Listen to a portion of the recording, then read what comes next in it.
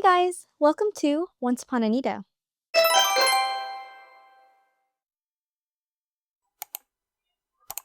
Tonight we're diving into 5 of the most chilling pieces of Caribbean folklore that have been passed down for generations.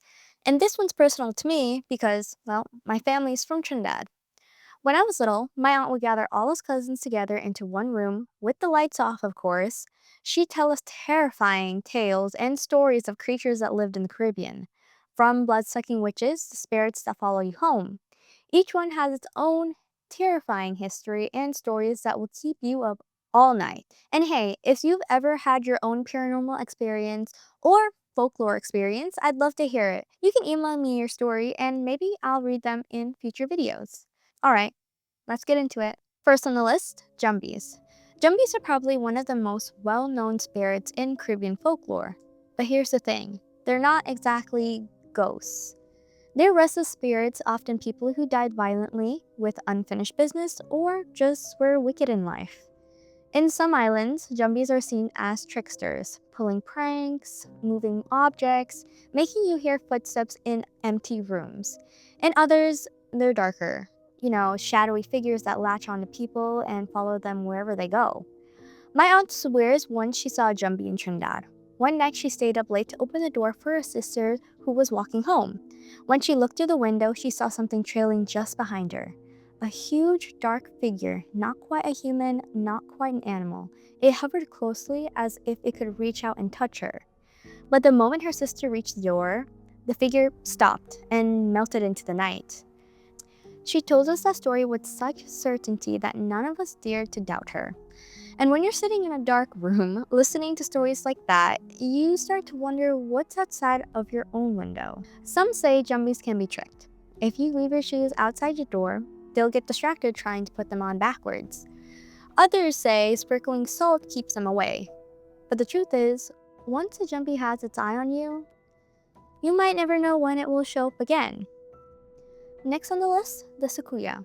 This one's probably the most terrifying thing that was ever told to me when I was a child. By day, she's just an old woman, harmless, someone you might see walking in your neighborhood.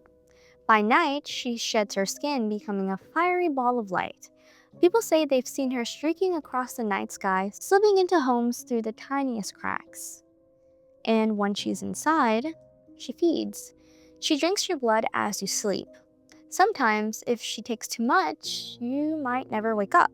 The only way to stop her is to find her discarded skin that's probably in some pot somewhere, rub it with salt or pepper, and that way, when she tries to return to it before sunrise, she's trapped and is basically destroyed because how itchy it is. My aunt told us the story one night at my grandma's house in Trinidad. The lights were off, just a glow of the moon through the window. She leaned in and said, "Don't worry, the Soucouyant doesn't come for children. She only goes after adults." She said that like it was meant to comfort us, but honestly, it didn't. We were so scared I couldn't even walk to the bathroom by myself. I literally woke my cousin up and made her come with me in the middle of the night. Some folklorists say the Soucouyant's legend has roots in Africa blended with European vampire myths and French stories of witches called Lougarous. But in the Caribbean, she's not just a monster, she's a warning. People would whisper, "That old woman who lives by herself, careful, she could be a Soucouyant." It's about community suspicion and the fear of hidden danger in plain sight. Third on the list, the Lougarou, the Caribbean werewolf. The Lougarou, which I hope I'm saying right, is another terrifying figure and its story is closely tied to the Soucouyant. In fact, the word comes from the French loup-garou, meaning werewolf. But in the Caribbean, the loup-garou isn't exactly the same as a European wolfman. Instead, it's a person, usually someone who's made a dark pact, sometimes with the devil himself, cursed to transform into a beast at night. Some describe it as a monstrous, animal-like creature that roams villages and countrysides. Others say it can transform itself into dogs, pigs, even shadows. But whatever form it takes, its hunger is always the same: blood. The Lougarou is feared for its violence, but like Soucouyant, it has its weaknesses. Some say scattering seeds or rice outside your home can save you because the Lougarou is cursed to stop and count every grain before moving on. Folklore experts think the Lougarou stories were often told as cautionary tales about greed and betrayal. In some villages, if someone becomes suddenly wealthy, people whisper that they must have made a deal with the devil, or could secretly be a Lougarou. Imagine walking alone at night in the countryside, hearing something heavy moving in the bushes beside you. Is it just an animal, or is it a Lougarou stalking you? Next on the list, La Diablesse, the woman who lures men to their death. Again, not too sure if I said that right. Not all Caribbean folklore monsters are beasts. Some are beautiful. Dangerously so, though. La Diablesse is one of those. She appears as a gorgeous woman, often dressed in old-fashioned clothes with a wide brim hat to hide her face.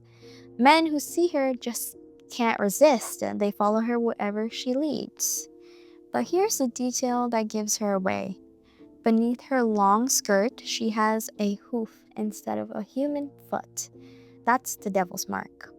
Once a man follows La Diablesse, he's doomed. Some say she leads him deep into the forest or cane fields, where he wanders until he loses his mind. Others say she takes them straight to his death, off a cliff, into a river, or to places he'll never escape from. Her story carries a warning. Don't follow beauty blindly. Don't let temptations pull you off your path, because not everything beautiful is safe. Parents and elders use La Diablesse stories to warn young men to be careful, to stay home at night, to resist wandering, and think twice about strangers. She's less a monster and more of a haunting embodiment of danger disguised as desire. But honestly, isn't that scarier? Finally, let's talk about duendes. Unlike the others, duendes are smaller, goblin-like beings said to live in forests, mountains, and caves. Some people describe them as tiny, wrinkled men with hats and long fingernails. Others say they're invisible, only heard by the rustle of leaves or the sound of laughter when no one's around. Duendes are tricksters, though. They're known for luring children into the forest by calling their name or offering shining objects. Once a child wanders too far, they might never return. That's why parents warn their kids not to answer if they hear their name being called, especially in the woods at night. But duendes aren't always evil. In some versions of the story, they protect the land and punish those who harm it, like hunters who kill too much or people who disrespect the forest. So they're unpredictable. Are they harmless pranksters or something darker? That uncertainty is what made them so terrifying. And those are the 5 most chilling legends from Caribbean folklore. For me, these aren't just old stories. They're part of my childhood, unfortunately. I could imagine sitting at my grandma's house in Trinidad, hearing my aunt tell us scary tales of Jumbies and Soucouyants who could possibly feed on you when you're sleeping or stand behind you when you're just walking normal. But I want to know what you think. Which one of these folklore scared you the most? And do you believe they're real? Drop your answers in the comments. I would love to hear them. Oh, and don't forget, if you have any of your own experiences, whether it's folklore or paranormal, email me. I might just share them in a future episode.